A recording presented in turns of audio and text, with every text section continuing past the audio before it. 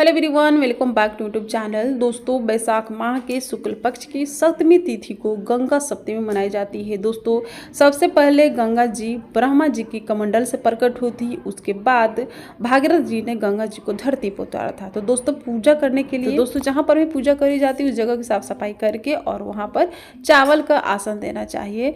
चावल का आसन दे करके सबसे पहले गणेश जी की पूजा करी जाती है। तो मैंने मिट्टी के गणेश जी बनाए हैं और उसके बाद मिट्टी के शिव और माता पार्वती जी बनाए हैं। दोस्तों, जब हम गंगा नदी किनारे जाते हैं तो गंगा नदी के बालू को निकाल करके उसी से शिवलिंग बना करके और फिर उसकी पूजा करके फिर वहीं पर हम लोग विसर्जित भी कर देते हैं।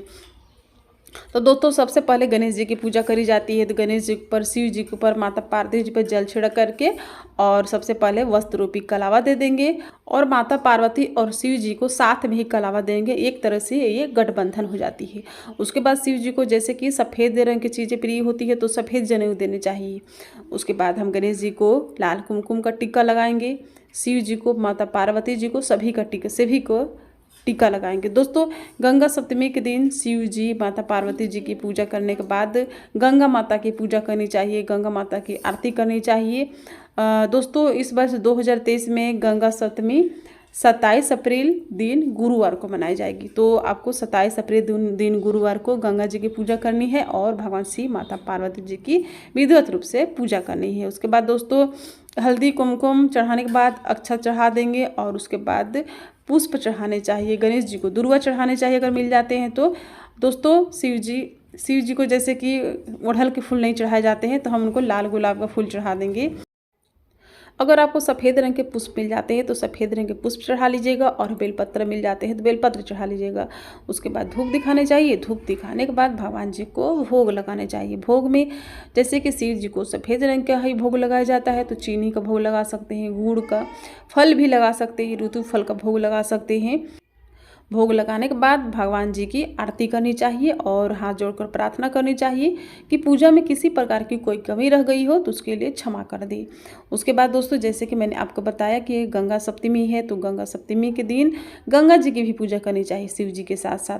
तो गंगा सप्तमी के दिन गंगा जी पूजा करने के लिए गंगा जी जाने की कोई ज़रूरत नहीं है। अगर आप जाना चाहते हो तो जा सकते हैं, वरना आप घर में भी गंगा सप्तमी के दिन गंगा जी की पूजा कर सकते हैं। तो गंगा जी की पूजा करने के लिए आपको क्या करना है, कोई बड़ा सा आपको बर्तन लेना है और उसे गंगा जल से साफ़ कर लेना है और उसके बाद उस बर्तन में आपको स्वास्तिक बना लेना है। स्वास्तिक बनाने के बाद उस बर्तन में आपको जल भर लेना है और जल में आपको थोड़े से गंगा जल भी डालने हैं, मतलब कि गंगा जल मिश्रित आपको जल डालना है। उसके बाद दोस्तों, आपको क्या करना है कि हाथ में अक्षत पुष्प ले करके गंगा माता का आवाहन कर लेना है। दोस्तों, आपने कहावत सुनी हो कि मन सचा कठौती में गंगा। उसके बाद गंगा जी के किनार पे, तो जैसे कि हमने बर्तन में गंगा जी का आवाहन किया है तो गंगा जी के किनारे पे हम 7 टीका लगा देंगे कुमकुम से और हल्दी चढ़ा देंगे और पानी में भी कुमकुम और हल्दी मैंने डाल दिया है। उसके बाद अक्षत चढ़ाएंगे और पानी में भी हम अक्षत गंगा जी के नाम से डाल देंगे और उसके बाद पुष्प चढ़ाने चाहिए। और जैसा कि मैंने बताया कि गंगा सप्तमी है तो इस दिन गंगा जी के नाम से 7 दिए भी लगाने चाहिए। उसके बाद गंगा जी में, ये तो सभी को पता होता है कि गंगा जी में पैसे चढ़ाए जाते हैं, पैसे डाले जाते हैं, तो आप एक सिक्का भी डाल सकते हैं। उसके बाद धूप दिखाने चाहिए। उसके बाद मैंने बताया कि सप्तमी है तो 7 पत्ते में 7 पत्ते मैंने लिए हैं और इसमें फूल बाती लगा करके और फिर मैं 7 दियों का दीपदान करूँगी। तो पीपल के पत्ते हैं और उड़हल फूल के पत्ते हैं। आप 7 पीपल के पत्ते भी ले सकते हैं, उड़हल फूल के पत्ते भी ले सकते हैं और 7 दियों का दान करना चाहिए। तो गंगा जी में प्रवाहित की जाती है। तो दियों के ऊपर ना कुमकुम और हल्दी और अक्षत चढ़ाने चाहिए और उसके बाद इन दियों को गंगा जी में प्रवाहित करनी चाहिए। तो 7 दिए लिए हैं, गंगा सप्तमी है।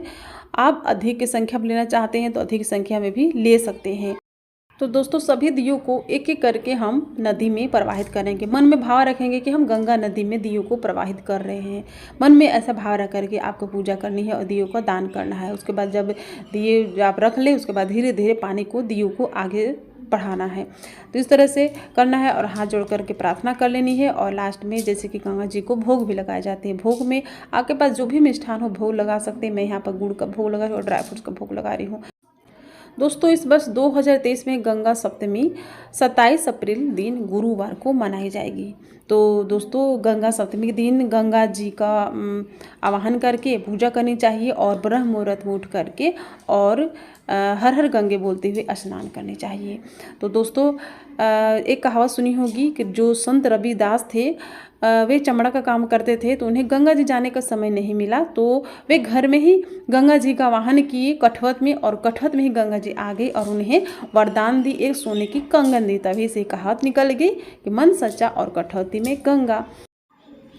तो दोस्तों पूजा करने के बाद जब दिए जलकर शांत हो जाए तो इन दियों को क्या करना है कि जल में प्रवाहित करना है। अगर जल में प्रवाहित नहीं भी कर सकते हैं तो किसी पेड़ के नीचे दबा दीजिएगा, या फिर अपने घर में जो गमले होते हैं उस गमले में आप दबा सकते हैं। तो आई होप आपको मेरी वीडियो पसंद आई हुई, प्लीज़ वीडियो को लाइक कीजिएगा और चैनल पर नए हैं तो चैनल को सब्सक्राइब कर लीजिएगा और वीडियो को ज़्यादा से ज़्यादा फ्रेंड एंड फैमिली के साथ शेयर कीजिएगा। फिर मिलूंगी नई वीडियो के साथ, तब तक के लिए हरे कृष्णा, राधे राधे।